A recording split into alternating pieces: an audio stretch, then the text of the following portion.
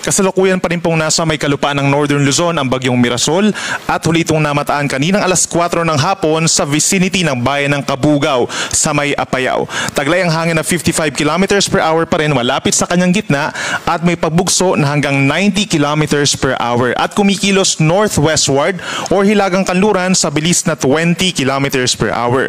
Yung Northern and Central Luzon base sa ating data satellite animation ay direktang apektado na po ng malalakas na hangin at ulan dulot ng bagyong Mirasol. Habang dito naman po sa may Southern Luzon, kabilang ang Metro Manila, maging dito rin sa western sections ng Visayas and Mindanao, merong southwest monsoon or hanging habagat na unti-unting pinalalakas ng bagyo. So asahan po ang makulimlim pa rin na panahon simula ngayong hapon hanggang bukas ng madaling araw sa Metro Manila, Calabarzon, Bicol Region, Mimaropa, maging dito rin po sa western Visayas, pababa ng Negros Island Region and Zamboanga Peninsula. Habang dito naman po sa may Northern and Central Luzon, patuloy pa rin po ang generally moderate to heavy with at times intense rains and mga thunderstorms. Mag-ingat pa rin sa banta ng mga pagbaha at pagguho ng lupa. Base po sa pinakahuling track ng Pag-asa, inaasahang mga ilang oras pa po ay lalabas na dito sa may parting Ilocos Norte, yung coastal waters po ng Ilocos Region, ang bagyong Mirasol. At inaasahan naman mamayang gabi hanggang bukas ng umaga ay babagtasin po ng bagyo ang Luzon Strait.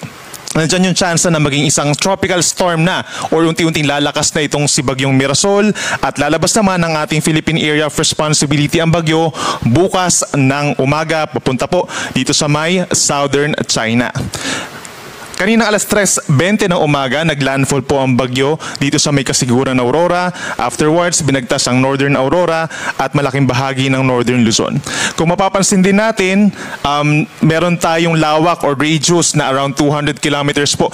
Layo nung sentro, papunta dun sa outer part ng bagyo. So kahit sabihin po natin na mamayang gabi ay nandito sa coastal waters ng Ilocos Norte ang bagyong Mirasol, affected pa rin po ng malakas na hangin at ulan ang ilang bahagi po ng Ilocos Region, northern portion ng Cordillera at Cagayan Province. So make sure pa rin po na updated tayo sa ating mga bulletins plus advisories and heavy rainfall warnings.